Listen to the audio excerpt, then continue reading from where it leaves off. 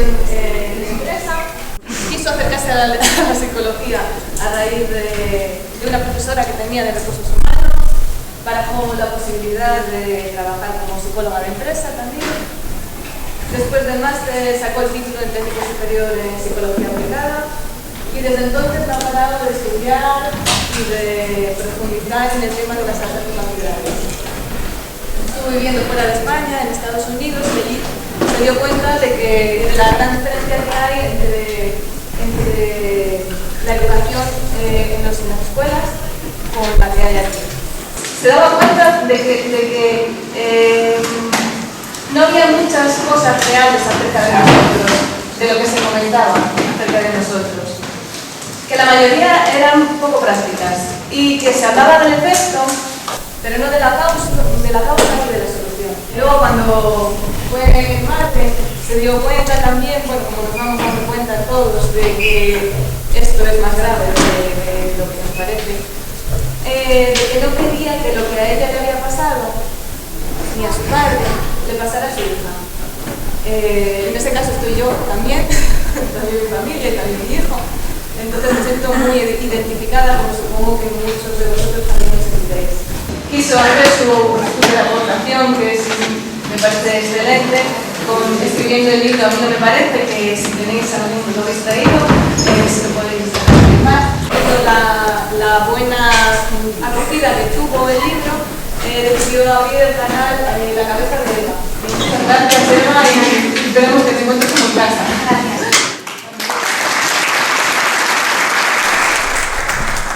Bueno, hola a todos, ¿se me oye bien? Vale. Mirad, yo agradezco mucho a Rocío y a la asociación que me haya traído y a vosotros que hayáis decidido venir aquí, pues en lugar de estar en otra parte o hacer otra cosa mientras vuestros hijos estaban en un taller o lo que fuera, decidir venir aquí a escucharme. Siempre hay que agradecer que alguien se tome un tiempo en escucharte y en prestar atención a lo que dices, porque bueno, yo soy una persona que creo que se puede aprender de todo el mundo, en este caso porque tenemos experiencias comunes, pero incluso en otras situaciones, ¿no? He decidido llamar a la charla, que es variada, porque Rocío me pasó una serie de temas que creía que os podían interesar. He decidido llamarla Cómo sobrevivir a tu CI, no porque yo tenga un concepto del CI como estos, en plan la tragedia de la inteligencia, la maldición. Yo tengo una idea bastante positiva, pero sí que creo que influye. Es decir, no es lo mismo tener 90 que 120, que 140, que 170, como todos sabemos, porque el CI al final es como el chivato del coche, que cuando se enciende lo que nos está diciendo es que hay algo detrás que está pasando. Entonces, el CI lo que es el chivato de una neurología, de un cerebro que está instalado, llamémoslo así, sin entrar en más profundidades, de una manera diferente.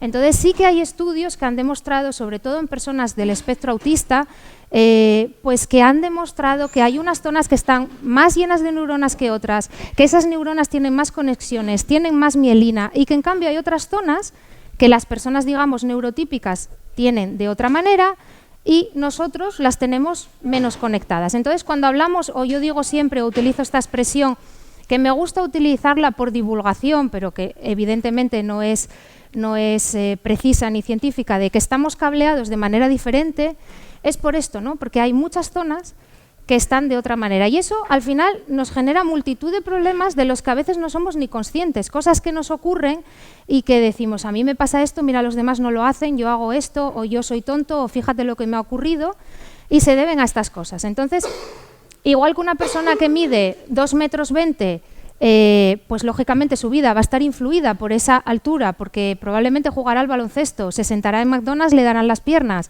no encontrará ropa, etcétera, etcétera, pues igual el que mide 1,50 m, ¿no? Entonces, yo la importancia que le doy al cociente no le doy ni a tener ni mucho, ni poco, ni más, ni menos, sino la importancia que tiene, que es la importancia de que determina una estructura cerebral que en muchas ocasiones nos da problemas y nos hace diferentes, ¿no?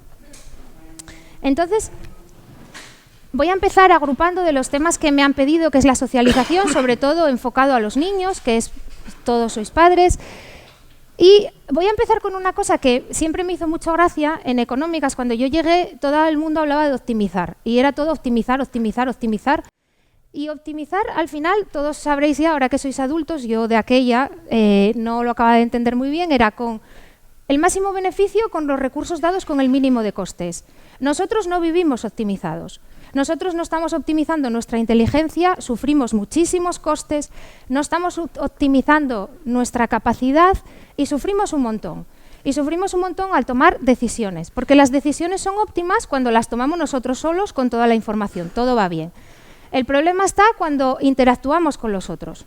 Se vuelve la cosa interacción social y empiezan a haber problemas porque los otros existen y opinan. Y entonces empezamos a tener estos problemas cuando nos relacionamos, sobre todo cuando somos pequeños. De mayores tenemos muchos, si no lo hemos arreglado. Pero sobre todo cuando somos pequeños es mucho más doloroso. En teoría de juegos, que es una teoría matemática que me encanta y que estudia las relaciones sociales, esto lo llaman... Dicen que los jugadores son egoístas racionales y esto es algo que me gustaría que os quedarais con ello, porque nosotros generalmente no somos egoístas racionales. Las personas con altas capacidades solemos carecer de egoísmo porque tenemos un pensamiento profundo y por tanto no cortoplacista. Pensamos a largo plazo y al pensar a largo plazo somos bastante más prosociales, nos importan más las cosas de los demás, lo que está pasando en la otra punta del mundo, cosas un poco más generales, más a largo plazo y no este pensamiento egoísta de lo que yo quiero ahora, lo que yo quiero hacer. Y esto que parece una tontería ya nos afecta de pequeños cuando estamos en el colegio y nos crea numerosos problemas porque ya partimos de un diferente pensamiento. ¿Por qué con los demás tenemos problemas? Porque muchas veces decimos, ¿qué tengo yo? O sea, ¿qué hay de raro en mí? ¿Por qué en cuanto llego a un grupo tengo problemas? O cuando éramos pequeños, ¿no? Decíamos, ¿pero qué es lo que hago que los otros niños muchas veces no quieren jugar conmigo? O tengo problemas, o me dicen que soy mandón, o que organizo, o que no organizo. El problema es que las especies tienen unas estrategias evolutivas que hacen que todo el grupo se comporte de la misma manera. Se comportan de la misma manera para distinguir al invasor, de una manera más sencilla.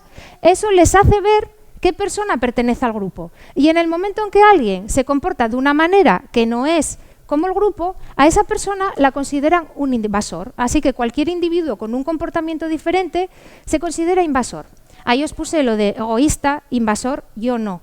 Porque estas cosas a nosotros nos molestan. Nos molesta esta falta de conexión que tenemos con los otros y que muchas veces no sabemos por qué.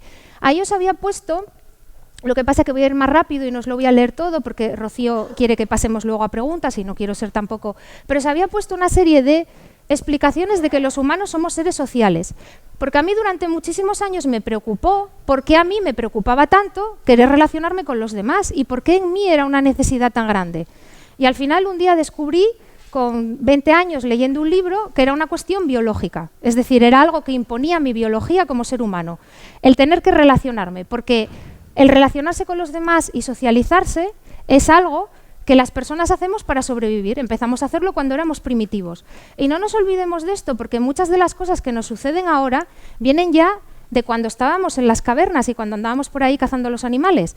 Es decir, al final Darwin tenía razón, todo es una evolución, y las especies nos adaptamos y nuestra biología prima una serie de cosas. Y la socialización es una de ellas, porque la socialización, la pertenencia, nos hace mejores, nos hace sobrevivir.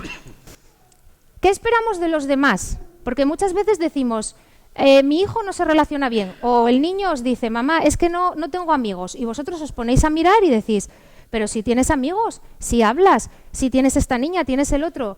Y cuando os ponéis a investigar, resulta que es que a lo mejor os dais cuenta que hay un problema de perfeccionismo extremo o de un nivel mental más elevado para su edad que lo que hace es que tenga una mayor profundidad y por tanto no pueda conectar bien con esas personas. Cuando crecemos es más sencillo, es decir, nosotros cuando tenemos 20 años podemos tener un amigo de 40 y no pasa nada, a nadie le parece extraño.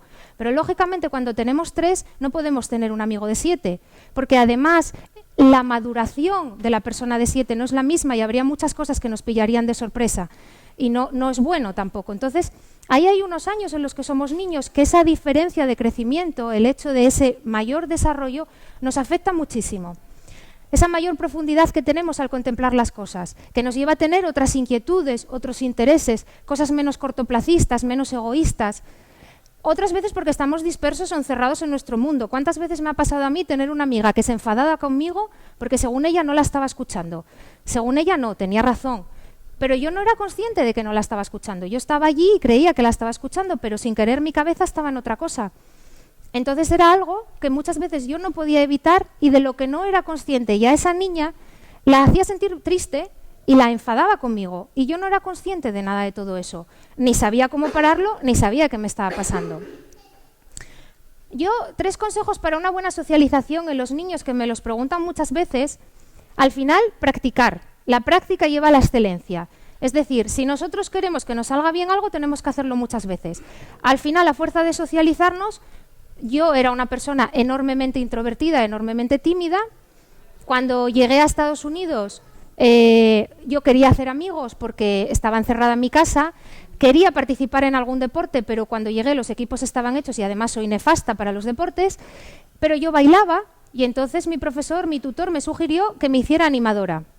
Comprenderéis que alguien como yo, muy tímido, muy, pues sí, tímida, apocada, yo no me veía de animadora, pero dije, venga, va, por hacer amigos. Y entonces acabé de animadora. Y lo divertido es que luego hice amigas, porque me forcé a salir de mi zona de confort y al final acabé relacionándome con gente que a lo mejor no tenía nada que ver conmigo y con la que ciertamente no podía discutir de ciertas cosas, pero aprendí a socializarme, aprendí a tratar, aprendí la que era egoísta, la que era envidiosa, la que metía un chisme con la de al lado, la que no. Fui espabilándome y me espabilé a partir de la práctica. Entonces, es buenísimo llevar a los niños, por ejemplo, muchos ya lo haréis, pero los que no lo hagáis, llevarlos a equipos deportivos. Un equipo es un lugar donde por defecto ya vas a tener de qué hablar con tus compañeros porque tenéis el partido siguiente para hablar de él, tenéis el anterior para ver lo que pasó en el anterior y ahí van a aprender cosas que luego les van a servir en el trabajo, estrategias, cosas que van a poder meter en su caja de herramientas, estrategias como la niña que es chupona y que no me pasa el balón, la que me lo pasa y yo lo pierdo y entonces la otra se enfada, el entrenador que a lo mejor es simpático o no es simpático y todo eso se va a volver a repetir en los trabajos. Está el jefe simpático, el no simpático, la niña chupona, el niño protagónico, todas esas cosas, esos roles se repiten y si desde pequeños aprendemos a tratar con ellos, aprendemos trucos. Podemos sentirnos, porque somos exigentes, más contentos o menos con nuestra socialización, pero es importante que exista porque a fuerza de practicar mejorará, nos iremos sintiendo más cómodos y en algún momento también nos sentiremos cómodos teniendo conversaciones frívolas y absurdas. Porque cuando yo era joven, yo solamente podía hablar de Plutón, de la profundidad del mundo y del sentido de la vida. Me costaba muchísimo hablar de cosas que yo consideraba superficiales. Y a fuerza de hablar de tonterías como el rizador del pelo, como esto, como aquello, aprendí a encontrarle la gracia a simplemente estar con alguien y reírme un ratito, aunque luego necesitara otras personas con las que compartir, tú y yo, ¿no? Que eso también es muy importante, porque a veces los niños tienen soledad porque sí, tienen amigos, pero no tienen alguien con el que pueda hablar de esto que me gusta, de esto que me inquieta, de esto que yo veo porque soy más profundo y tú no estás viendo, ¿no? No perder de vista mis objetivos. Antes os decía, egoístas racionales. Nosotros no somos egoístas. Tenemos que enseñar a ser a los niños no egoístas, pero sí a tener objetivos en la socialización. Es decir, voy a hacerme amiga de estos niños porque estoy con ellos en esta clase y me viene bien y así tengo un grupo más grande.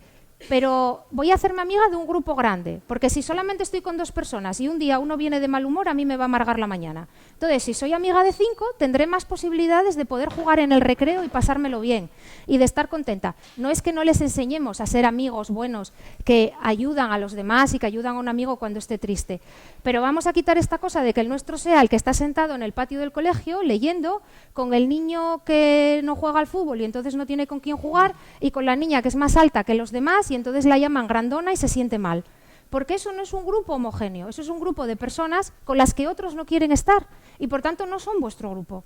Y nosotros tenemos capacidad de tener un grupo. Personas con liderazgo, personas divertidas, personas con una visión, personas con mucho mundo interior.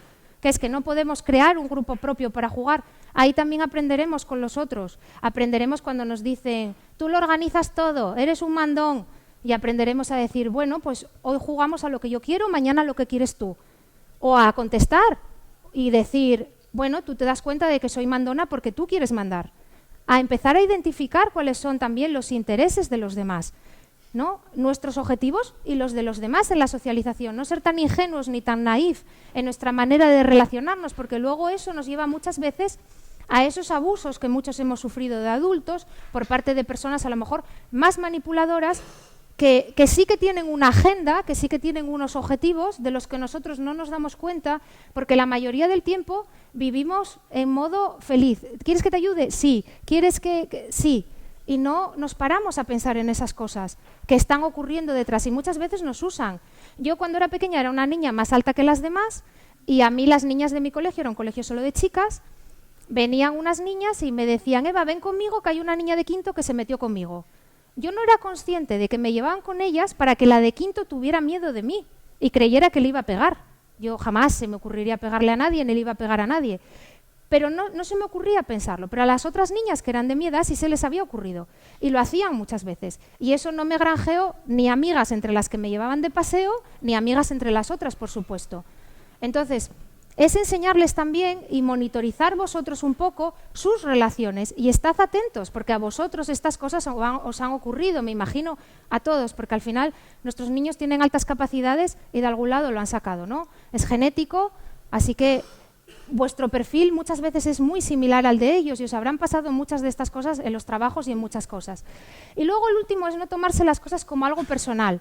En general, somos personas muy sensibles. No todos los hipersensibles tienen altas capacidades, pero la mayoría de personas de altas capacidades, excepto algún grupo, somos hipersensibles. Tenemos la piel muy, muy delgada. Y como somos muy perfeccionistas, además, cuando alguien nos critica una cosa, nos sentimos tan mal, decimos, ¡ay, qué mal, qué horror, lo he hecho mal! En lugar de hacer lo que hacen los demás, que dicen, bueno, lo hice mal, pues ya lo arreglo.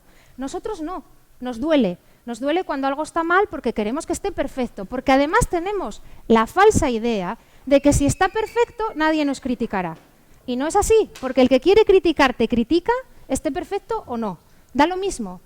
El que quiere criticar, el que es envidioso y el que te quiere tocar las narices te las va a tocar igual. Entonces lo mejor es intentar hacerlo lo mejor posible para sentirte tú bien con lo que haces. Y luego ya no te importará lo que opinen los demás, ¿no? Pero no tomarse las cosas como algo personal y no caer en esto de siempre yo, todo me pasa a mí, porque fíjate, porque es que tal. Y esto es muy importante y es importante que los niños lo aprendan, que no empiecen a coger este complejo de es que siempre, mamá, porque soy el que me dejan en una esquina, porque tal.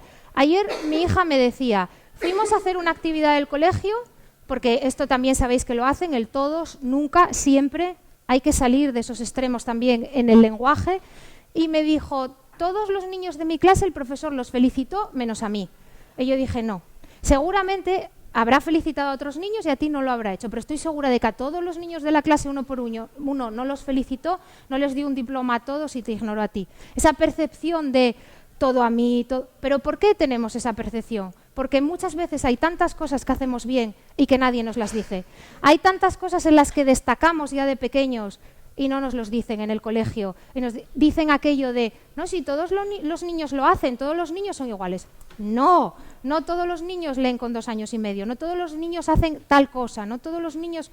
Y de vez en cuando necesitamos que nos digan estas cosas para luego poder también crecer con un mayor autoconcepto, con una mayor sensación de autoestima. En cuanto a la inteligencia personal, os he puesto ahí razón versus emoción. A mí me preguntan muchas veces, ¿no? Gente que me escribe y siempre me dice, bueno, a mí me parece fatal que siempre ponen de ejemplo como persona de altas capacidades a Spock o a Sheldon. Y es como 2 personas muy extremas, ¿no? Bueno, yo tengo un familiar que es exactamente igual que Sheldon, entonces realmente hay muchísimas cosas en ese personaje que sí que se corresponden con una persona muy racional. Con lo que yo no estoy de acuerdo es con atribuirnos a las personas racionales falta de emoción. Porque las personas racionales el problema que tenemos es que no sabemos gestionar las emociones. Pero generalmente es que tenemos más emociones que los demás. Por un lado tenemos que captamos mucho las emociones ajenas. También las captamos porque nos hemos hecho hipervigilantes. De pequeños, cuando estábamos haciendo algo y llegaba alguien y se enfadaba con nosotros y nos ponía una cara así, aprendimos a vigilar esas caras porque luego la reacción emocional del otro nos asustaba. Decíamos, ¿pero por qué se enfadó este niño conmigo? ¿Pero qué he hecho? Entonces eso nos vuelve hipervigilantes y al final monitorizamos tanto a los demás que a veces ya viene alguien por la otra punta y solo por el olor corporal, por cómo viene, por el modo en que camina por la cara, ya sabemos las cosas. Entonces, no solo tenemos nuestras emociones, tenemos las de los demás, que pesan mucho muchas veces y que muchas veces también nos hacen adelantarnos a las cosas, distorsionar y nos complican mucho las relaciones sociales porque nos inventamos cosas que no han sucedido. Decimos, uy, este viene torcido porque tal, bla, bla, y no, a lo mejor es que le había caído algo en el pie, pero nosotros ya, y luego lo relacionamos con nuestra historia anterior. Uy, esto ya me pasó a mí 30 veces. Y ya tenemos una reacción que no es espontánea y que no es natural. Una mala integración sensorial. ¿Cuántos de vosotros o de vuestros hijos no tienen excesos de algo? Yo, por ejemplo, de pequeña tenía exceso de olfato y exceso de oído. Mi vida en el colegio era un horror, porque todo me olía. Me olía el comedor, me olía la mesa lejía, luego me apoyaba la mano aquí, me olía la cara lejía, me olía el pasillo a la bayeta mal lavada, me olía también lo que olía bien, me olían los niños, me olía una que no se lavaba bien la cara y olía a mocos, y todavía recuerdo el olor. Y me olía el baño, y entonces me olía, mi cerebro era incapaz de discriminar nada porque lógicamente tenía la capacidad de procesamiento que tiene, es elevada pero no tanto, y el problema es que aquello formaba un cortocircuito y yo no podía salir del olor. Yo estaba en clase y la profesora podía estar hablándome y sí, yo en automático hacía lo que me decían. Pero una profundidad en la conexión con mi profesora no había, porque yo estaba luchando contra los olores, los ruidos, las sensaciones, todas estas cosas. Entonces, con esta sobrecarga emocional, al final, ¿qué hacen muchas personas con altas capacidades? Racionalizan. Dicen, bueno, todo esto lo meto en un saco y a tomar vientos. No me ocupo de ellos, es decir, lo racionalizo. No me ocupo de mis emociones. Pero también no me ocupo de mis emociones porque no las sé gestionar. ¿Qué pasa con todo esto? Las personas, vuestros hijos, vosotros, todos, necesitamos muchísima autoestima para poder sobrevivir al colegio, sobrevivir a la adolescencia, sobrevivir a los trabajos y sobrevivir a todo. ¿Por qué? Porque somos personas que, por desgracia, y muchas veces nos lo preguntamos, ¿no? Decimos, ¿pero yo por qué destaco?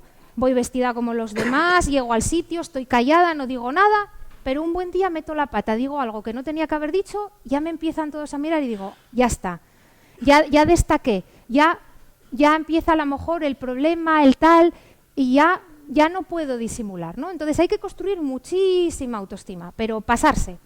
Para tener una buena autoestima primero hay que tener un autoconocimiento, mucho conocimiento de uno mismo, lo que tengo bien, lo que tengo mal, cómo soy. Como en economía cuando coges una empresa, puntos fuertes, puntos débiles, áreas de mejora. Aquí no hay nada malo, todo se trabaja, todo se puede mejorar, gracias a Dios, ¿no? Solo hay una cosa que no tiene solución. Lo demás, todo. Puedes llegar a más, puedes llegar a menos. ¿Eres una persona poco flexible? Si todos los días haces ejercicios de flexibilidad, llegarás a tener flexibilidad. No serás la persona más flexible del planeta, no trabajarás en el Circo del Sol, pero podrás hacer el split y varias cosas. El cerebro es igual. Entonces, vamos a trabajar las cosas, autoconocimiento. Yo, por ejemplo, tengo los dientes de un determinado color porque de pequeña me dieron tetraciclinas. No tienen la capa blanca. La única solución, ponerme carillas. Cuando yo era pequeña, los niños en el colegio, bueno, he tenido que oír lo de lávate los dientes guarra, pero montones de veces. Lo de, ¿hace mucho que te has quitado el aparato? Uy, tú debías fumar mucho, vayas dientes. Entonces, bueno, tras varios blanqueamientos dentales, la situación ha mejorado, pero aún así todavía recibo muchas de estas preguntas. De hecho, en el canal hay uno que me lo puso. Lávate los dientes. Lo dejé, porque me hizo gracia. A mí me hace gracia porque me da exactamente igual. Es decir, yo estoy a nada más 6.000 euros de las carillas. Entonces, si quisiera ponérmelas, me las pondría. Pero la cuestión está en que yo soy así y me acepto, me da igual. No es una cosa que a mí me cree un problema, pero no me crea un problema porque he aprendido desde pequeña a superarlo. También es verdad con la ayuda de mis padres. Yo llegaba a casa, contaba lo de mis dientes y mis padres, que esa es vuestra labor muy importante, dar apoyo incondicional. Mi padre decía, bueno, tienes unos dientes tan bonitos. Blancos no son, pero están tan bien hechos. Fíjate, no son como los de tu abuela, que son muy pequeños, ni como... Y entonces yo dije, pues es verdad, están bien. Yo nunca me tuve que poner aparato, estaban muy bien hechos. Entonces, bueno, quiero decir, ellos me dieron esa confianza y la confianza de... Y mi padre siempre me decía, mira hija, mejor que se centren en los dientes, porque si no van a empezar a decirte que tu madre te lleva con un corte de pelo muy feo, que... no sé, cualquier otra cosa. Entonces, mientras se centran en el diente, no te dan la lata con otras cosas. Entonces, bueno, empecé a pensarlo así, me construyeron esa autoestima. Por tanto, ahora, al haber construido ese autoconcepto tan bueno, la imagen que tengo de mí misma, pero el autoconcepto es la imagen de mí mismo, pero la valoración que hago de esa imagen es la autoestima. Y el problema de la valoración de la imagen es que ahí es donde entra la valoración de los demás. No tanto en lo que yo pienso de mí, sino en cómo valoro lo que pienso de mí. Y es ahí donde cuando los demás dicen, vas bien vestido, vas feo, llevas el pelo horrible, tienes el diente malo, eres tonto, tú cómo hablas de esto, o uno que me puso un día en el canal, muy sospechoso que nunca digas qué cociente intelectual tienes. Muy sospechoso, digo, sospechosísimo, y vas a seguir sin saberlo. Creo que me he ganado el derecho a no tener que andar proclamando cuántos centímetros mido. Entonces, quiero decir, eso es a lo que te lleva a tener autoestima, a saber dónde estás, y luego también a poder aceptar una sugerencia o una crítica cuando es bien intencionada, que como os decía antes, también podemos enseñar a los niños en las relaciones sociales a que aprendan cuando las cosas que les dicen no son bien intencionadas y a responder, tonto, tú más, guapo, gracias, tú también. Esto, también hay que aprender ese toma y daca, aprender a responder, no siempre hagamos esto que hacemos nosotros de ser estoicos y callados y decir, yo no voy a responder porque estoy por encima de eso. No, no, no estéis por encima, responded, porque el problema es que no respondemos y se creen que somos tontos. Y entonces es horrible esto. Y que conste, yo soy una persona religiosa, pero de esto tiene culpa nuestra educación judeocristiana. Esto lo tenemos mucho los españoles. El poner la otra mejilla. Claro, nosotros cumplimos las normas, somos muy rígidos, cumplimos lo que nos dicen. Nos dijeron que había que poner la otra mejilla y llevamos toda la vida poniéndola. Y no, hay que aprender a responder. Karate, judo verbal. Tú me dices, yo te digo. No os quedéis con las cosas que os dicen si no estáis de acuerdo. Pero tampoco tengáis la piel tan sensible de si os dicen algo que puede ser mejorable, no considerar, ¿no? Yo cuando empecé el canal, como decidí empezar con el móvil y tal, pues la gente me decía, se oye mal. Yo ponerme a mirar programas por internet de esto, de aquello, pues no tenía gana porque además dije, tenéis que aprender a frustraros, subid el volumen. Vamos a ver, si queréis oírlo, subid el volumen, porque yo hay una señora de un canal de cocina que veo que me habla desde lejos y no la oigo, pero todo lo que hace es maravilloso. Entonces, digo, bueno, un mínimo de esfuerzo también hay que poner, no va a ser todo así maravilloso con una televisión, yo maquillada, haciendo así, enseñándoos mi casa. No, hay un mínimo también, pero con el tiempo me compré un micrófono, es decir, acepté lo que me decían porque desde el principio supe que tenían razón, ¿no? Lo que pasa que había una parte en la que yo quería ceder y otra en la que no, pero plenamente consciente de en qué parte no quería ceder y sin ofenderme en ningún momento porque sabía que tenía razón y eso no me hizo sentirme triste ni miserable ni decir, pues vaya mierda de canal que tengo porque estoy ahí sentada, no tengo micrófono. No. ¿Entendéis?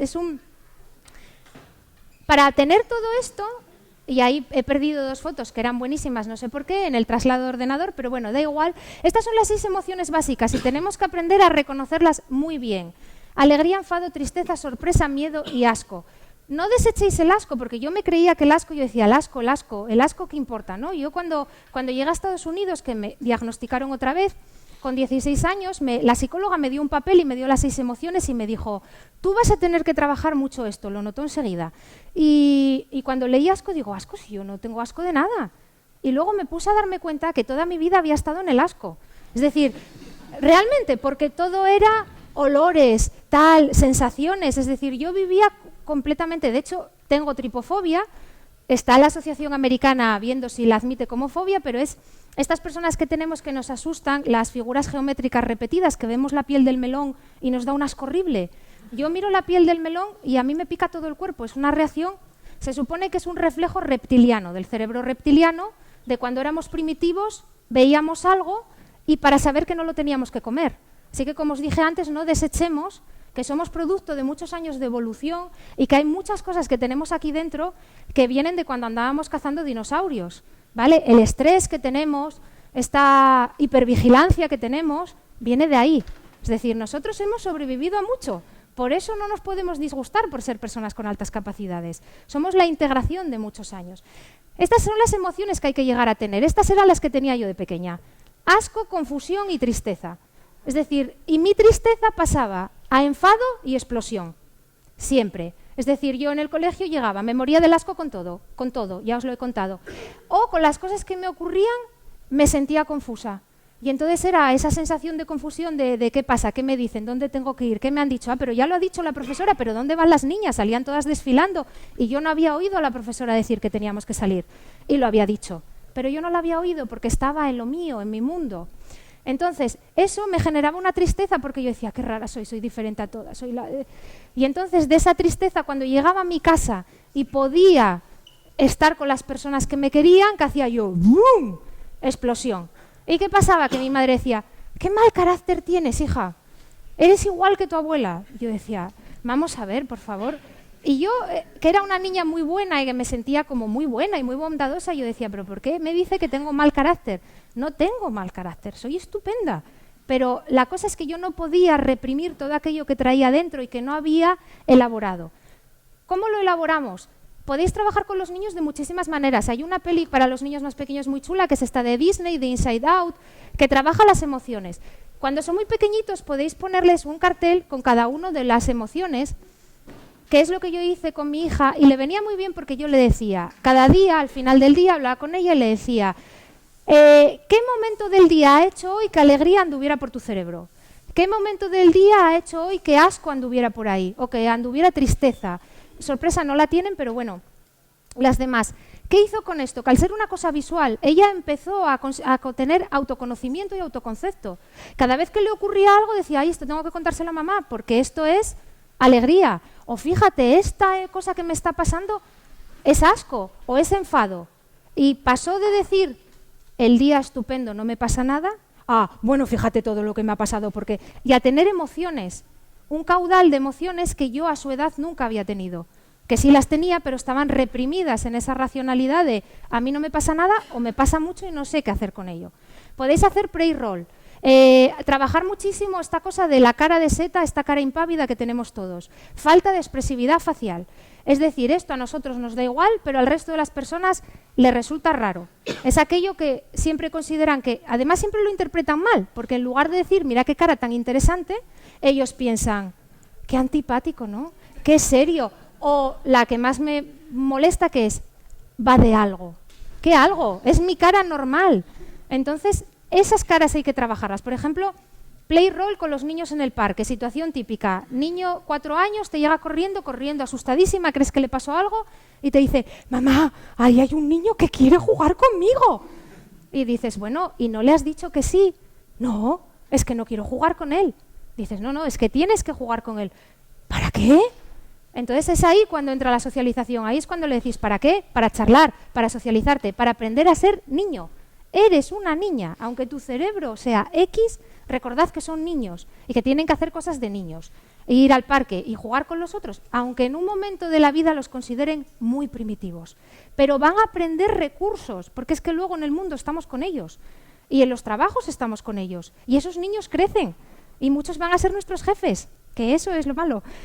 Entonces, ahí está el problema. Entonces tienen que aprender. Y luego hay que decirles, y sonríe. Cuando alguien te dice algo, sonríe. No, ¿para qué? O te dicen, mamá, es que es muy cínico, yo no tengo ganas de sonreír. Claro, esto te lo dicen con 7 años.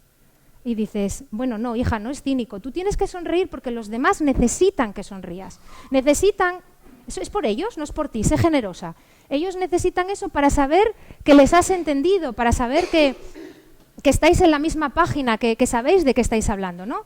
Entonces hay que enseñarles la sonrisa, las fotografías del colegio, ¿no? Yo era la única niña de mi clase que estaba así. Las demás todas sonrientes. Yo me parecía que estaba bien para una foto. ¿Qué cara iba a poner una foto? No tenía ganas de sonreír. Todas estas cosas van generando recelos en los demás y te van convirtiendo, sin darte cuenta, en el niño diferente. Tú crees que lo estás haciendo genial y no lo estás haciendo genial de acuerdo a esas estrategias evolutivas de la población, es decir, de acuerdo a los otros y a sus códigos. Como ellos son más, pues al final, en algunas cosas, hay que ceder o hay que aprender. Llamémoslo aprender. La mayor inteligencia o las altas capacidades significa un mayor aprendizaje. Eso es lo que tenemos, mayor capacidad de aprendizaje. Podemos hacerlo mejor que ellos. Hagámoslo en esas cosas, ¿no? Que nos van a hacer luego la vida más sencilla. Si al final es una cosa que nos va a venir bien a todos y que nos ayuda a hacer nuestra vida mejor. Funciones ejecutivas, están en el corte prefrontal. No os doy más rollo con esto, solo que sepáis que están en alguna parte, que no es una cosa inventada. Estas que ahí os pongo, por no leeroslo, la cuestión es que son todas las cosas que en general hacemos mal. Muchos, no todos, porque yo siempre generalizo porque hay muchas personas a las que les ocurre, no les ocurre a todos. Pero dentro de las funciones ejecutivas, como veis, son los procesos cognitivos entre los que se encuentran la anticipación, la elección de objetivos, la planificación, selección de conductas, autorregulación, es decir, control de impulsos, el autocontrol, uso de realimentación, atención, autocontrol. Las dividimos en básicas y superiores y tenemos atención, autocontrol, concentración, flexibilidad cognitiva. Somos muy rígidos, lo sabéis, el blanco es blanco, el negro es negro. Me ha dicho la señorita que no me mueva de clase porque va a venir ahora, yo no me muevo. Los otros, bueno, sale la niña graciosa, las tres, el líder, el tal, llega la profesora, se enfada y tengo que aguantarla todo el día enfadada.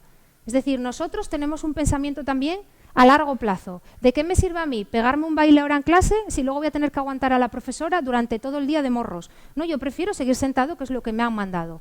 Cumplimos las normas, somos estrictos. Eso está muy bien, distinguir las normas, el blanco, el negro, pero también tenemos que enseñar a los niños a los grises, ¿no? Que hay un mínimo de cosas que pueden hacer sin incumplir las normas, sin el mamá tengo miedo a que me riñan, o sea, es vivir siempre con esa sensación de me van a reñir, me van a decir, me van a matar. Bueno, pues mira a ver si te riñen y te matan y te pasa algo, porque lo contrario es que estás todo el día así, en clase, ¿no? Yo me hace mucha gracia cuando los profesores dicen que no distinguen a los niños con altas capacidades. Yo realmente, todos los que yo he conocido, o sea, se les ve que son niños con altas capacidades. Hay algo en ellos que lo notas y cuando los ves en clase muchísimo más. Yo tengo la suerte de dar una cosa en el colegio, doy oratorio a los niños y yo cuando llego a la clase, pues no es ni el primero ni el segundo con el que hablo del profesor, de él y digo, mira, este niño, mándalo al departamento de orientación porque aquí hay algo. Todavía no me he equivocado. Y era sin hablar con ellos, es la postura, la manera de estar en clase, el modo en el que te miran, el tal, el que aquí viene esta a ver qué me va a contar de Dios. Estas cosas, ya hay una serie de cosas en las que lo notas, ¿no? Pero todas estas cosas, las funciones ejecutivas, lo hacemos mal. Las superiores son la combinación de las otras. Es decir, si no tengo atención ni tengo concentración, va a ser muy difícil que me consiga establecer metas o va a ser muy difícil que consiga controlar la hora. Yo no sé si a vosotros os ha pasado, pero a mí, por ejemplo, cuando estaba en la facultad, de cara a los exámenes o me sobraba muchísimo tiempo o no tenía tiempo. O llegaba al examen y llegaba y decía, ¡wow, chupao, me lo sé todo! Empezaba y decía, no me da tiempo, no me da tiempo, no me da tiempo. Me daba un ataque de ansiedad, típico. No me acordaba del ejercicio ni de la cosa, empezaba a sudar. Bueno, una vez me desmayé, contabilidad financiera, desmayo, ¡pum!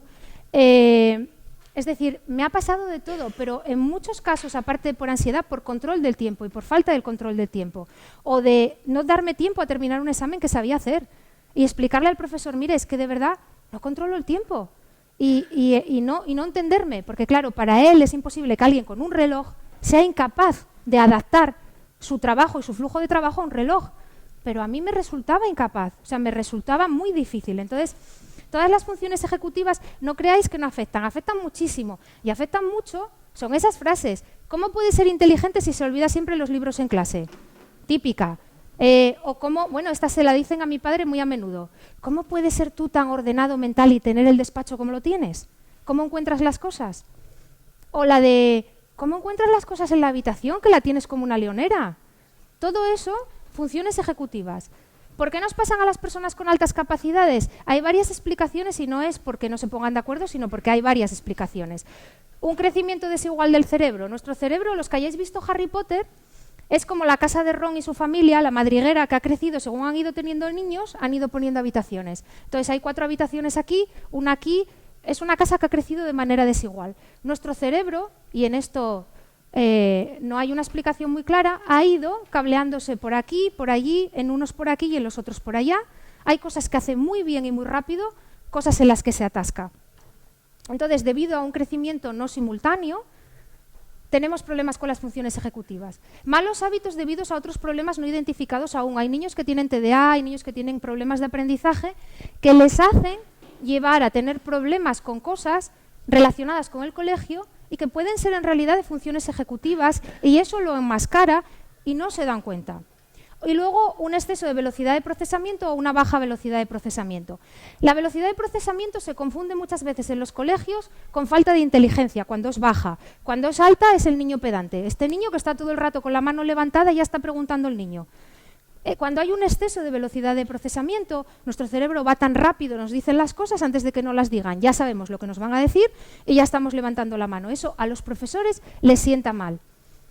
No los voy a defender, pero sí voy a entender el hecho de que si tienes 25 niños, todos te tienen que aprobar y tú necesitas llevar unas pautas y antes de que aquel se haya enterado, el otro ya está con la mano levantada, si quieres contentar a este y al otro va a ser muy difícil. Y eso es un problema del sistema educativo, no tanto del profesor, ¿no? Entonces muchas veces es complicado aunar esas dos realidades, ¿no?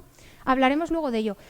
La velocidad de procesamiento rápida lleva a los niños, a estos niños nuestros tan típicos de yo me lo sé y de antes de que lo digan y de querer contar además los 7 libros que ha leído sobre aquello. Baja velocidad de procesamiento, lo contrario, pero no tiene que ver con la inteligencia. La velocidad de procesamiento es simplemente la velocidad con la que yo proceso la información que me dan para poder procesarla y usarla.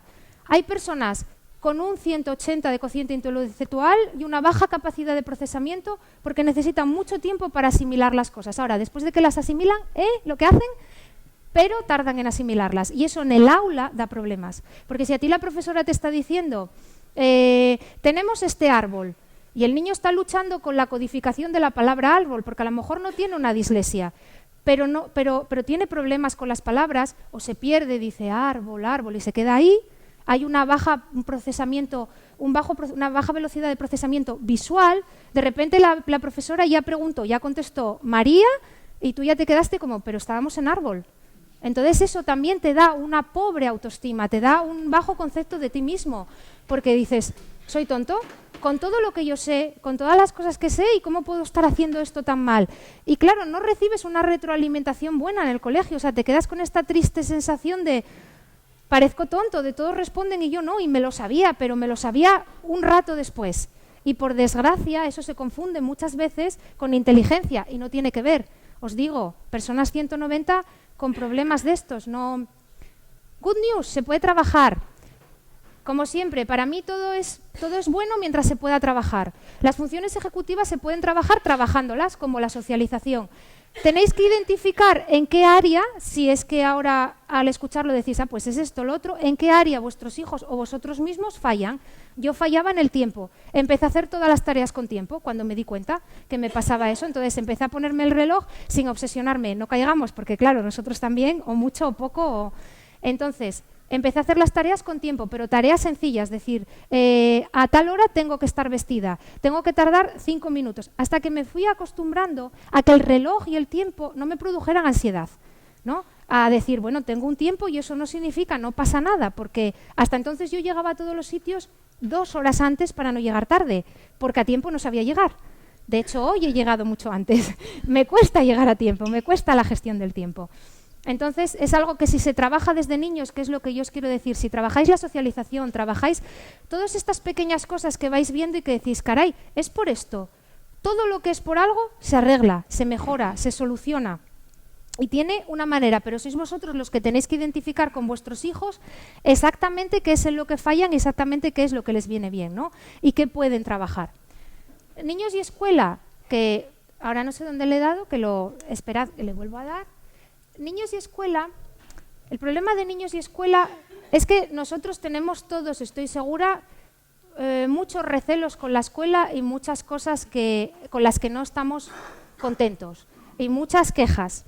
El problema de la escuela es que nosotros llevamos un bagaje ya con nosotros mismos, ya nuestras cosas. Todo esto de lo que hemos hablado antes es nuestro equipaje, eso somos nosotros. Si no hemos trabajado todas esas cosas y no las hemos mejorado, ya hay muchas cosas con las que vamos a llegar que ya van a crear sus pequeños problemas. El problema con la escuela, para mí la escuela está libre de pecado y culpa hasta el momento en que yo voy como madre o como padre, digo a mi hijo le pasa esto y me dicen lo de, eres una madre sobreprotectora. Esto le ocurre a todos los niños.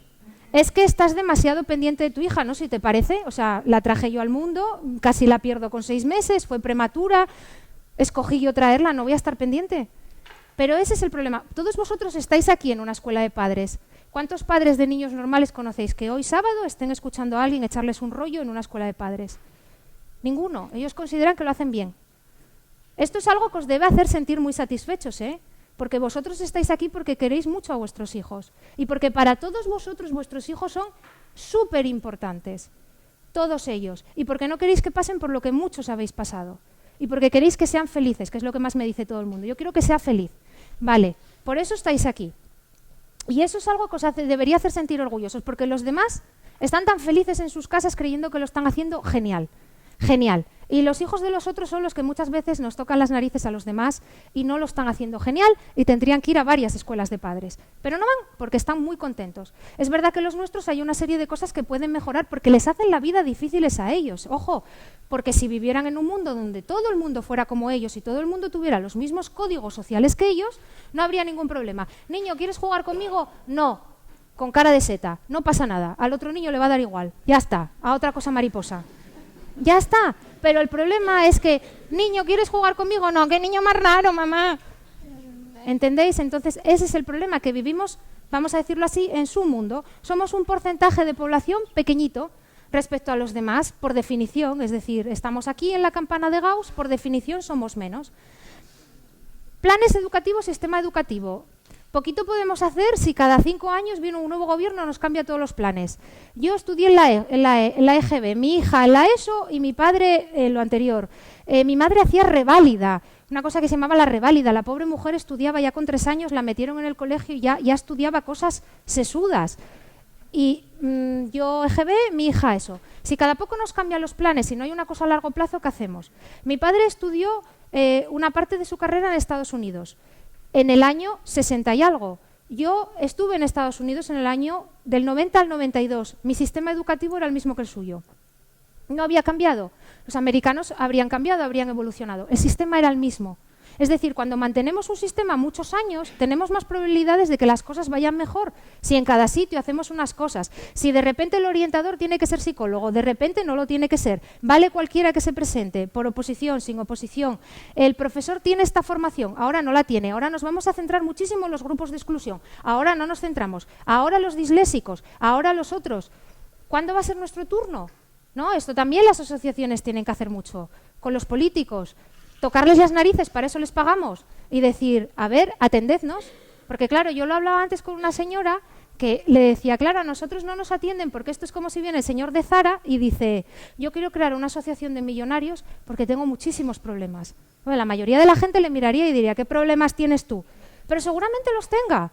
Y la gente, ¿qué le ocurre? Que cuando decimos, mi niño es inteligente y tiene problemas, como la gente tiene asociada inteligencia a éxito, inteligencia a buenas notas, inteligencia a destacar, inteligencia a va a ser Bill Gates, como lo asocian a eso, dicen, ¿qué problemas tienes tú? Todos estos y otros que no te estoy contando, y muchísimos problemas, ¿entendéis? Entonces, realmente hay pocas cosas que podamos hacer si la escuela es como es. Y tenemos también que, en lugar de enfadarnos tanto como nos enfadamos a veces, darnos cuenta que hay cosas con las que en cierta medida tenemos que frustrarnos. A los niños los mandamos al colegio en parte a eso, a aprender a socializarse para que cojan herramientas para el futuro, a aprender a frustrarse. Yo sé que nuestros hijos se aburren en el colegio soberanamente, normal, pero vosotros también os aburrís en el trabajo. También os aburre la monotonía de levantaros todos los días, de ir, de venir. O sea, hay un mínimo de frustración que hay que aprender a convivir con ella, un mínimo. No digo que tengan que ir y estar desatendidos sin que nadie les haga caso, por supuesto no. Pero también ellos tienen que aprender que hay unos momentos en los que hay que sentarse y hay que hacer multiplicaciones, aunque sea un rollo, y que no te digan lo de mamá, pero si hay calculadoras, ya lo sé, hija, pero es que aquí es así. Y el problema es que aunque te toque un profesor estupendo, a lo mejor te toca en esta etapa, pero en la siguiente etapa te toca el profesor anticuado que te pone casi ahí a copiar la caligrafía. Y luego, además, es que la universidad también es anticuada. Es decir, en la universidad te plantan 40.000 libros para estudiar y ¿qué prácticas hacemos? Yo salí de la carrera sin saber hacer nada, absolutamente nada. Y no creo que fuera la más inútil de mi carrera, aunque mi expediente dice que sí, pero no. Es decir, tardé mucho tiempo porque tuve problemas de ansiedad, pero la carrera me la aprendí muy bien porque estuve mucho tiempo. Pagué varias aulas de la facultad. Empecé a trabajar mientras hacía la carrera, etcétera, etcétera. Entonces, quiero decir, a ver, nosotros tenemos que pensar en todas estas cosas, ¿no? Es decir, luego llegas a la facultad y si la facultad ya no es simpática, no es por proyectos, no es así, no es como aquel profesor, y de repente tengo que memorizar. ¿Cuántos de nosotros fracasan cuando de repente todo va bien en la infancia, el niño estudia muy bien, saca sobresalientes, y de repente llega a segundo de la ESO, así, y de repente fracasa? Eso me pasó a mí. ¿Por qué? Porque yo no sabía estudiar. Es que a mí nadie me había dicho que tenía que estudiar. Yo no estudiaba. ¿Para qué si ya me lo sabía? Yo iba a clase y con lo que me contaban bastaba. Me mandaban a hacer deberes, los hacía en clase. Porque ¿para qué iba a hacerlos después si ya estaba allí? Llegaba a casa y ya estaban hechos. Mi madre era profesora. ¿Hiciste los deberes? Sí. Ya está. Llegué, 14 años, tenía que memorizar, mi cerebro oía una palabra y decía, ¡ay, tal! Empezaba a imaginar, a crear, que si un libro, que si una historia. Media hora después miraba y decía, ¿con qué estaba? Me había perdido. Me tardaba 3 horas en estudiar esto. Eso tenemos que aprender desde pequeños a disciplinar nuestro cerebro, a estudiar, aunque él crea que no necesita hacerlo, porque hay mecanismos de aprendizaje que no estamos poniendo en marcha, porque absorbemos como esponjas, vamos por ahí, llegamos a un sitio. Yo viví en Suiza un tiempo, llegué, a los 2 meses hablaba italiano. Allí sí que me di cuenta y dije, bueno, voy a molestarme, voy a estudiar cómo se escribe, cómo tal, no solo conformarme con haber aprendido italiano en 2 meses, ¿no? Por ciencia infusa, solo de oírlo. Pero claro, ese mecanismo de decir, tengo que esforzarme un poco más, no puedo vivir siempre en esta cosa cómoda de me sale solo, lo hago muy fácil. Y a eso tenéis que enseñar a los niños, porque desgraciadamente tenemos una tasa de fracaso escolar dentro de las altas capacidades que es enorme, que es vergonzosa y que es triste, y que no es culpa nuestra. Es culpa de la desmotivación, el desinterés que damos por el camino. Nadie me dice nunca que lo hago bien. Si una niña es la mejor de 200 niños en inglés y no hay ni un solo profesor que le diga estupendo, esa niña a lo mejor se motiva para seguir con el inglés porque tenga mucha motivación intrínseca o no. O dice, total, no vale para nada, porque al final le dicen a Pepita que vaya al Spelling Bee y no a mí. Entonces, estas cosas que nos ocurren nos llevan a estas otras cosas. Pero muy importante esto, que veáis que los niños aprenden a aprender y que están aprendiendo a estudiar, porque luego aquí las universidades no son modernas y chachis y no son Montessori, son de poner puños y de sentarte. A lo mejor en Estados Unidos es verdad que los planes de estudios hay 2 años que son más prácticos, pero aquí no. En Suiza, donde también viví, sí. Enseguida, cuando acabas el colegio, si quieres hacer, imaginaros banca, a los niños cuando tienen 15 años los llevan a trabajar al banco. Y de repente los ves por los bancos a los niños de colegio y dices, estos niños ¿qué hacen aquí? ¿No? Son los que llevan los papeles, los que hacen fotocopias. ¿Por qué? Porque van viendo cómo es el trabajo en el banco y a lo mejor dicen, pues vaya mierda, yo no quiero trabajar en un banco, no me gusta nada lo que hacen. O dicen, ¿cómo me gusta? Yo quiero ser economista, quiero ser contable o quiero, ¿entendéis? Pero es práctico, pero aquí no lo es y es el sistema que tenemos. Entonces, claro, también tenemos que muchas veces cuando nos quejamos, que tenemos motivos para quejarnos, no es que no, pero también hay un sistema. La formación de los profesores, ¿cómo los forman? ¿Qué saben? Si un profesor te llega a clase, tiene 2 niños con altas capacidades, sentados allí con su cara de niño de altas capacidades que lo ves y no los ve, pues claro, ¿dónde vamos? O que te dice, no, pero si es muy despistado, o no saca sobresalientes, o fíjate qué borrones me echa. Y digo, ¿y esto qué tiene que ver con la inteligencia? O sea, es que no estamos hablando de eso, te estamos hablando de una diferente manera de ser y estar en el mundo, que cuando la reconoces, ¿no? Pero no, luego te dicen lo de es que todos lo hacen, ¿no? O sea, te llega un niño con 3 años, lee, y resulta que todos leen. No, pues en clase de la mía no pasaba, ¿no? Pero te lo dicen. Entonces, estas cosas, o mi hija en la socialización, me hacía mucha gracia. Con 3 años, un día en la guardería estaba subida en un tobogán y le dije, oye, ¿por qué no estás jugando con todos esos niños que están ahí? Se me queda mirando muy seria y me dice, mamá, ¿cómo voy a jugar con esos niños si solo balbucean? Entonces ahí le dije, digo, bueno, hija, es que yo no te estoy pidiendo que tengas una conversación profunda, te pido que juegues en el tobogán, que juegues, que socialices, sin más. Porque el problema es que, claro, ella le pedía ya esa relación, ¿sabéis? Un toma y daca, un hablamos, un yo te digo, pero los demás no eran capaces, no estaban en el mismo momento, vital. Entonces, todas esas cosas hacen que se nos dificulte. En cuanto al salto de curso y el enriquecimiento, que es una cosa que la gente siempre pregunta, Yo, por supuesto, creo que todas las personas con altas capacidades tenemos derecho a que nos den la opción de un salto de curso, un enriquecimiento, porque lo necesitamos. Porque una cosa es que aprendamos a frustrarnos y que aprendamos a aprender, y otra que tengamos que estar en clase aburridos como ostras, lo cual nos lleva a desconectarnos, a pensar cosas malas, a entrar en pensamientos negativos, en distorsiones, a ponernos tristes, etcétera, etcétera. Entonces es importante. Entre salto de curso y enriquecimiento curricular, si el enriquecimiento fuera perfecto, a mí generalmente me gusta más por culpa de la madurez de los niños. Yo soy de diciembre, yo no hubiera estado madura para un salto de curso, aunque intelectualmente lo estuviera, pero no estaba para estar con otros niños que tenían otra manera de ser, más mayores, más agresivos, los que te hablan, que si esto, que si aquello. No, yo no estaba. Entonces eso es algo que se debería estudiar en cada niño y que desgraciadamente no se hace, porque muchas veces te dicen, aunque te toque un profesor majo que tenga mucha atención y que intente hacer las cosas que les dices, te dice, es que en este centro no lo hacemos, o total, ¿para qué? Si luego se va a sentir muy mal con los mayores. Digo, ya, pero va a estar entretenido. Va a estar entretenido y eso va a tirar de él y le va a generar autoestima porque va a ver que puede, va a aprender cosas nuevas, eso le va a generar interés por otras cosas. Yo entiendo que el que no tiene esto no lo entiende. O sea, esto es como si tú eres en 2 dimensiones y ves a alguien de 3 dimensiones. Tus ojos son de 2, así que solo vas a ver 2 dimensiones, pero hay una tercera que nadie ve y que no está atendiendo. Y ese es muchas veces el problema que tenemos. Y por último, y para terminar y no enrollarme más, me había pedido Rocío el tema de superar el acoso. Me hizo gracia superar el acoso. O sea, ya daba por hecho que nos iban a acosar. Entonces, esto me hizo mucha gracia porque no podemos partir de esta base tremenda y de este sufrimiento como padres de voy a soltar a mi hijo en el colegio y me lo van a acosar. Porque, gracias a Dios, no todo el mundo es nefasto y por muy diferentes que seamos, y sobre todo, si conseguimos mejorar todas esas otras áreas de socialización, de emoción, de expresividad facial, de relacionarnos, aunque no sea para nada, solo por hacer las cosas, eso nos va a hacer mejorar muchísimo, ¿no? La gestión de nuestras emociones, admitir que los demás me digan cosas sin sentirme por ello mal, este autoconocimiento que me lleva a un buen autoconcepto y una autoestima. Si todo esto lo mejoramos, es mucho más fácil que nos integremos con los demás, que no nos perciban como diferentes y, por tanto, no ser nosotros el objeto de acoso.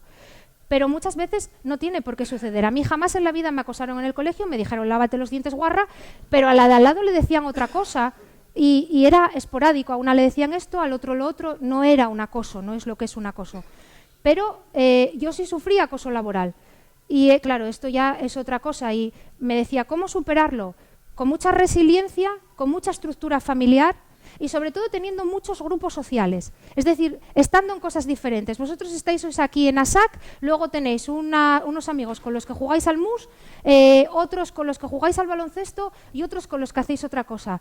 No busquéis la perfección ni los amigos perfectos. A lo mejor los del mus son unos pedorros, con los que jugáis al baloncesto hay uno que lo quiere mandar todo. Pero vais a estar en varios sitios. ¿Y eso qué os va a hacer? Al estar socializados en muchos sitios, si en uno os pasa algo, no vais a tener esa horrible sensación de es culpa mía, de siempre me pasa a mí. Ni esto que hacen los acosadores de hacerte creer encima que la culpa es tuya, ¿no? Y eso vais a evitarlo si estáis socializados en muchos sitios, pero tanto los niños como los adultos. Muy importante que los niños sí que vengan aquí a SAC y que estén con gente como ellos, que les va a venir muy bien saber, hay gente como yo, esto está muy bien, cuando yo era pequeña no existía, entonces te creías único en el mundo, yo me creía tonta, me creía rara, está muy bien saber que hay otros. También jugar al baloncesto, por ejemplo, en un equipo o ajedrez, pero intentad que uno sea un deporte de equipo y un deporte movido. Ya sé que a muchos de nuestros niños no les gustan los deportes o tienen problemas de lateralidad, da igual, todo se supera jugando, si no eres el mejor, no eres el mejor, pero te socializas. Y estás en muchos sitios y si de repente en el colegio hay unos niños de quinto que te tocan las narices, tú sabes que en tu equipo de baloncesto estás socializado y estás bien. Y eso no te va a hacer pensar qué niño más raro soy, nadie me quiere, es culpa mía, que es lo peor, porque todo eso destruye la autoestima y te lleva a una sensación de indefensión, una indefensión aprendida a decir, haga lo que haga, da igual, haga lo que haga, voy a molestar, entonces no hago nada. Y entonces dejamos de volar. Y no, porque yo siempre lo digo en el canal, tenemos unas alas muy grandes, extendámoslas. Que molesta, que moleste. Que al hacer así con el ala al otro le metimos el ala en la cara, que se aparte. No podemos dejar de volar. por lo que piensen los demás, porque nos vayan a criticar o porque nosotros mismos nos digamos, no Eva, no hagas ese vídeo ahí sentada porque no tienes una cámara buenísima y no es un lugar perfecto, etcétera, etcétera, ¿entendéis? No os pongáis cortapisas a vosotros mismos por la perfección y no dejéis que los demás os las pongan porque quieren ellos ocupar el sitio que estáis ocupando. Y no dejéis que eso le ocurra a vuestros hijos. Decidles siempre que tienen que brillar y que al que moleste, moleste, porque al final, cuando eres una persona, y esto sí que lo aprendí yo en Estados Unidos, allí valoran mucho el individualismo y valoran muchísimo al que destaca. Y una vez que destacas y que eres bueno en algo, ya puede ser el tío más pedorro del mundo, pero tiene 20 detrás. ¿Por qué? Porque destaca, es bueno en algo. Es bueno y eso lo valoran mucho. Y eso es algo que aquí no ocurre, por desgracia. Y que sería genial que ocurriera, pero que tenemos que enseñar a nuestros hijos a que practiquen a ver si ocurre. A ver si lo hago todo muy bien y de repente no tengo la cola, es que siguen al de las gafas. O al de tal, o mira, ¿entendéis? Y ya con esto termino. Espero no haberme alargado mucho y gracias.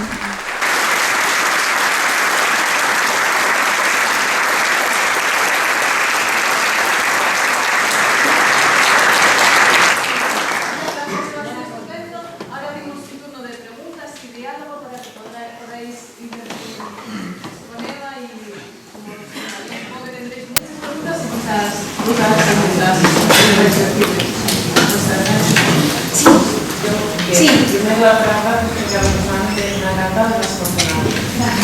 Tenía muchas preguntas que hacer, pero obviamente voy a hacer una sola. Hablas del tema del deporte, del sí. Me parece fundamental. En mi caso, mi hijo mayor, bueno, es torpón y tal, y yo aún así pienso que esté en grupos. El tema es socializar en un deporte puede resultar más fácil en otros ámbitos, pero ¿qué pasa cuando el niño está pero no está? O sea, cuando él está, pero realmente el entrenador dice vamos corriendo todos para allí y él o se queda quieto o corre para el otro lado. Sí. ¿No? O sea, realmente no está, no está consiguiendo el objetivo sí. Con el que va a socializar. Te entiendo. Mira, yo tengo una amiga que es súper torpe, pero súper torpe de que tiene problemas de lateralidad. Se apuntó a clase de aeróbic, dijeron a la derecha, torció a la izquierda, se tropezó con 4. Y cuando bajó a la sala de pesas se tiró una pesa de 5 kilos en el pie. ¿Qué hace ella? Ella se ríe de eso. Tiene la capacidad de reírse, de decir, ¡ay, mira lo que me pasó! Y así fue como fue haciendo amigos. Fue socializándose, aceptando lo que hacía mal. Es decir, el problema nuestro es que cuando hacemos algo mal, cuando nos mandan correr allí, no llegamos, no vamos a la vez, eso nos hace sentir tan avergonzados de nosotros mismos, porque decimos, no lo estoy haciendo bien. Y eso nos deja ya como petrificados, ¿no? Y somos nosotros mismos los que ya decimos, ¡puf!, me voy a quedar aquí porque qué vergüenza, no he podido, y nos aislamos. Y muchas veces parte de eso, de la vergüenza y del perfeccionismo. Y es decir, bueno, me han mandado correr hasta allí, no llegué, y entonces vas un rato después y vas andando y dices, bueno, y ahora llego yo, hola a todos. Entonces se ríen, y a partir de la risa, generalmente los niños socializan muy bien a través de la risa y el juego. Pero el problema nuestro es que como somos, no voy a decir mini adultos porque es una expresión que aborrezco, porque yo creo que los niños son niños y tienen que ser niños y jugar a cosas de niños. Pero es verdad que tenemos cosas de adultos. Y entonces en esas cosas está esa responsabilidad de mis actos, de decir, qué mal lo hago, qué vergüenza. Y muchas veces hay que aprender a reírse de esas cosas y llegar y hacer lo que haría un niño normal. Porque un niño normal, sin una inteligencia tal, que hiciera algo mal, ¿cómo hace? Llega y dice, ¿oh, viste, tío, lo que me pasó? Y los demás se ríen y dicen, vaya torpe que es Manolo. Lo empiezan a llamar el torpón. Y es Manolo el torpón. Pero ya tiene un sitio. Y tiene un... Sí. Sí, perdón. Sí. Es que no está. Sí. Porque no... Sí. O sea, no está ni siquiera atendiendo a lo que hay que hacer. Lo sé. Porque a lo mejor está mirando claro. al equipo que está entrenando al lado, o está lo sé, por la dispersión. La dispersión. Claro, tienes que trabajar con él mucho lo que es la dispersión, pero también te digo que la dispersión nos mejora, nos concentramos en algo en la medida que obtenemos éxitos en ese algo. También nos dispersamos porque si voy y digo, total, para lo que hago, ¿me entiendes? También tienes que hacer un trabajo de concienciación con él en ese sentido, de decir, bueno, oye, no todos vamos a ser Cristiano Ronaldo, no todos... También en eso, y sí, tienes que hacer ejercicios con él. Pues mira, de estas cosas, no sé si lo habrás hecho, de estos juegos de memoria, de ir levantando cartas, de cosas que le acostumbren a estar sentado y centrado en lo que está haciendo. A los niños también les ayuda muchísimo el mindfulness, por ejemplo, o la meditación, o el yoga, talleres de yoga, porque aprenden a eso de estoy sentado y no me muevo. Y aunque el cerebro se me mueva, como tengo que estar concentrado respirando, pues al final me acabo acostumbrando, pero todo lleva mucho tiempo, porque las cosas que tenemos muy grabadas nosotros en el cerebro cuesta mucho. Entonces tú tienes que ser muy constante, o sea, es una cuestión de mucha constancia y de muchos días, y que no la semana que viene empieces hoy a trabajar con él la atención y dentro de una semana digas, pues total, sigue igual de despistado, no lo hago más. No, mucha constancia, como si decidieras lo que te dije antes, hacer el split y dices, yo soy súper rígida, vale, hoy estarás aquí, pero te aseguro que dentro de un año estarás abajo. Pero si a la semana no te salí... Entonces hay que trabajar mucho, y sí, trabajar la dispersión, pero también te digo que en la medida en que él vaya teniendo éxitos o vaya consiguiendo socializarse con los otros y viendo la gracia de formar parte de un equipo, de esa camaradería que se crea, yo creo también que se va a centrar más, pienso.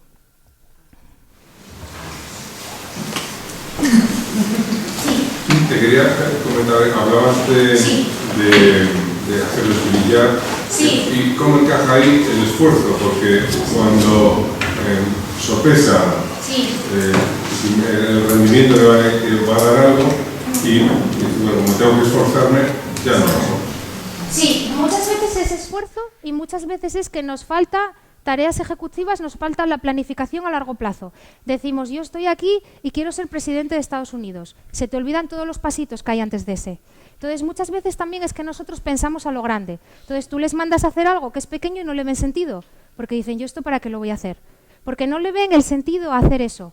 Si yo para llegar arriba de un monte tengo que empezar con unos pequeños pasos, nuestra mente se va al final y dice, ¿para qué voy a subir al monte si cuando llega arriba va a haber mucho viento, no me apetece nada, no subo? Y se van a perder todo el camino, todo lo que ves, todo lo que caminas, lo agradable que es hablar con el de al lado, lo divertido que es comerte el bocadillo al final. Entonces sí que es verdad que para que brillen muchas veces tienen que tener una constancia y un esfuerzo, que es algo que hay que empezar a practicar desde pequeños.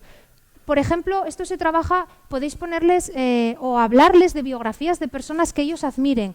Yo, por ejemplo, a mi hija le he puesto hasta la saciedad historias de Rafael Nadal, de Michael Phelps, porque ella es muy deportista, a ella le gusta mucho el deporte, entonces es algo que le ayuda. Ver que Rafael Nadal se levanta todos los días, tenga gana o no, le duela lo que le duela, y se esfuerza. Y que a veces obtiene frutos de su esfuerzo y a veces no. Y entonces ella dice, bueno, si Rafael Nadal, que tiene tantos premios y ha obtenido tantas cosas, ha empezado por el esfuerzo y por la constancia, a lo mejor es que el esfuerzo y la constancia tienen un premio. Porque el problema de nuestros niños es que muy pocas veces tienen premio.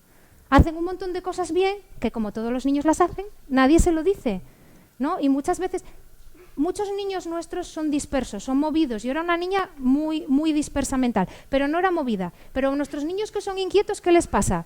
Que están en clase y sudan, porque tienen que estar sentados sin moverse. Y hay algunos que sudan físicamente porque les cuesta estar sentados. Algún profesor les dice, enhorabuena por haber conseguido estar sentado. Ya sé que suena ridículo, pero es que para él es un esfuerzo máximo.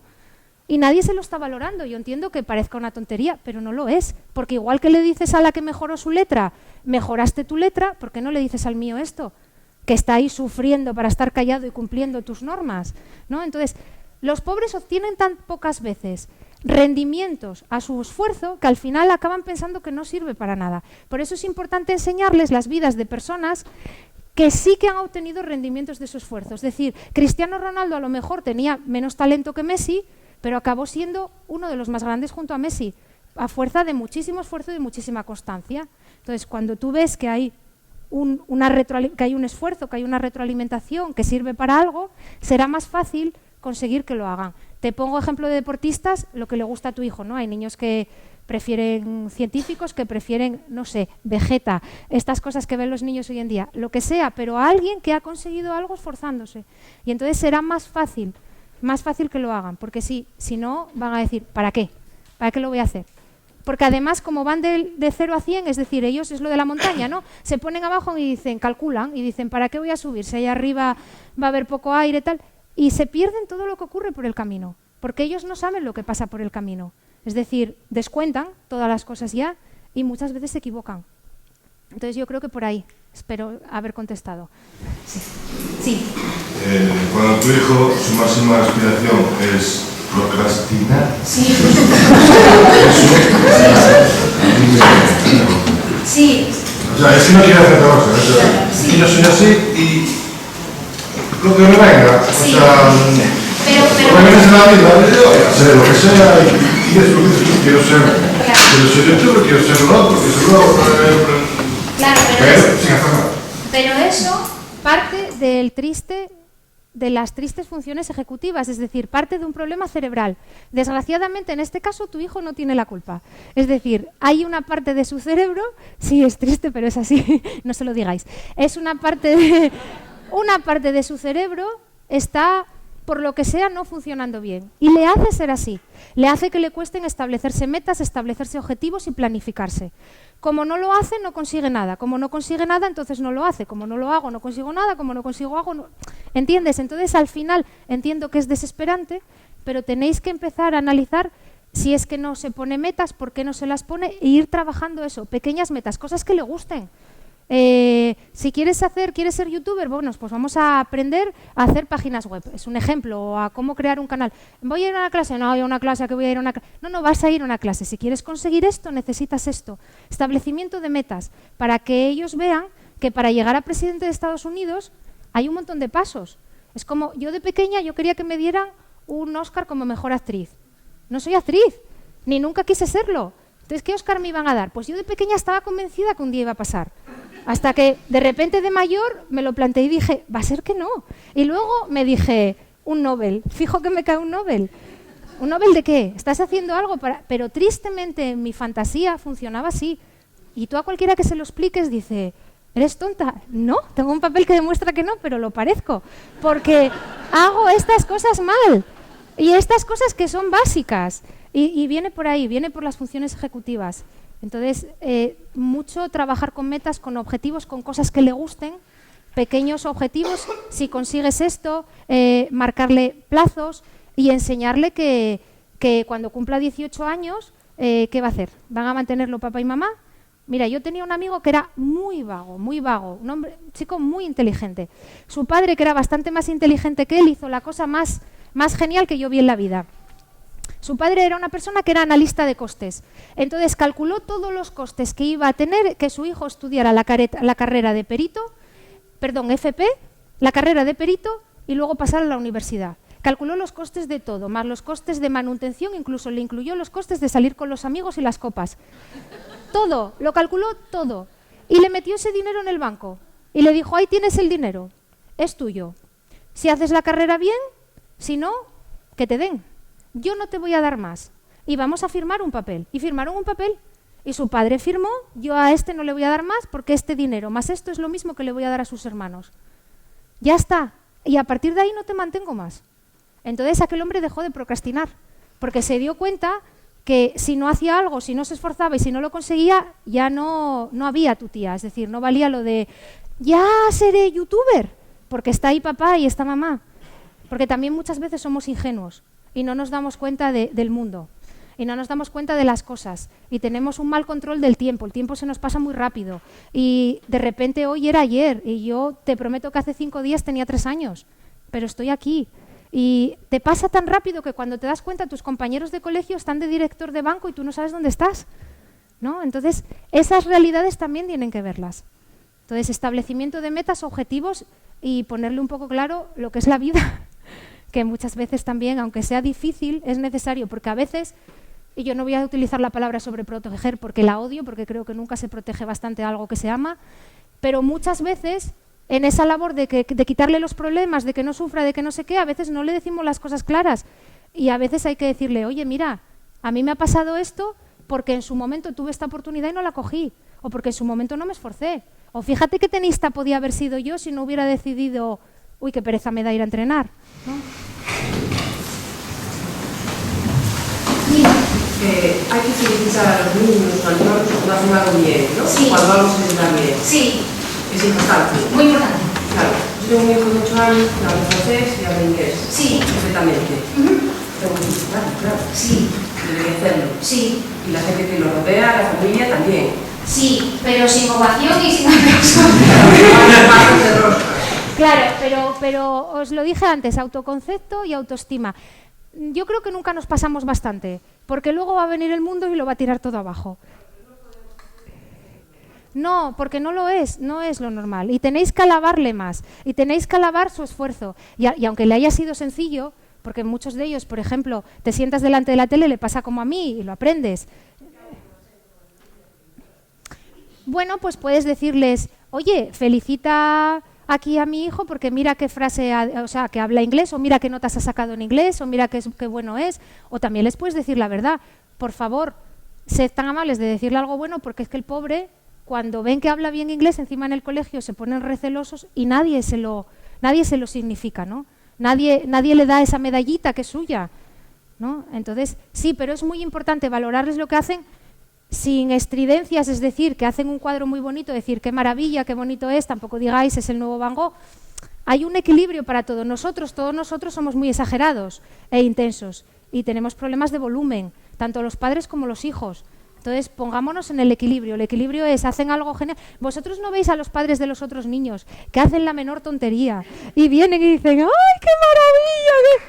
Y de repente llega el nuestro que se acaba de leer la Ilíada y nos hace un resumen y le decimos, lo leí yo con tu edad, me pareció un rollo.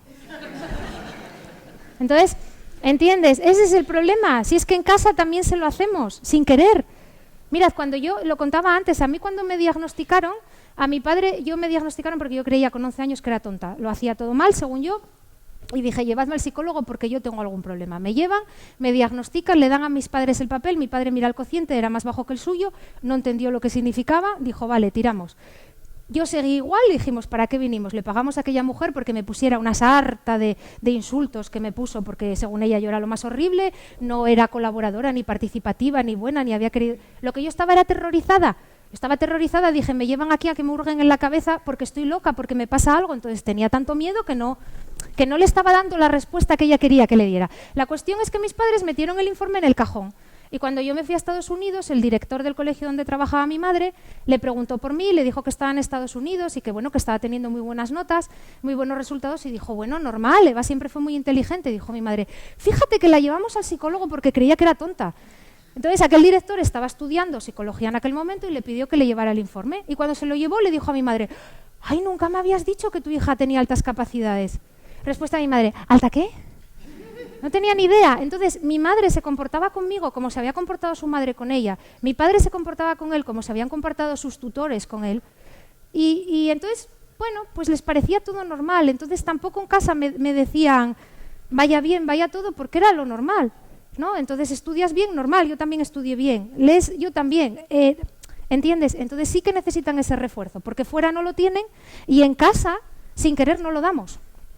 Entonces, muy importante. Sí, ¿verdad? Lo que estamos comentando, por ejemplo, nuestro hijo tiene mucha frustración, ¿no? Entonces a lo mejor está haciendo un dibujo o escribe, es muy creativo, le gusta dibujar y tal. Y lo que dices tú le dices, pues qué bien, y yo sé decir eso y lo rompe. Sí, ¿sabes? A veces quieres elogiarle cosas o decirle tal, y como que se lo toma al contrario. Se lo toma mal porque no es perfecto. ¿Sabes por qué? Porque a veces lo que hacemos es evitar, lo miramos a escondidas cuando no está. Y si está haciendo algo, le dices así, qué bien, se contrae. Pero tenéis que trabajar con él la tolerancia a la frustración. Pues se trabaja con cosas tan tontas como juegos de mesa. ¿Habéis probado a jugar al parchís con vuestros hijos cuando no ganan lo que pasa con el parchís, que sale volando? Eso es tolerancia a la frustración, tolerancia al fracaso, tolerancia al no soy perfecto, tolerancia al no lo voy a hacer perfecto, porque luego él tiene una idea de un dibujo en la cabeza. Aprendió a dibujar probablemente muy rápido sin que nadie le enseñara.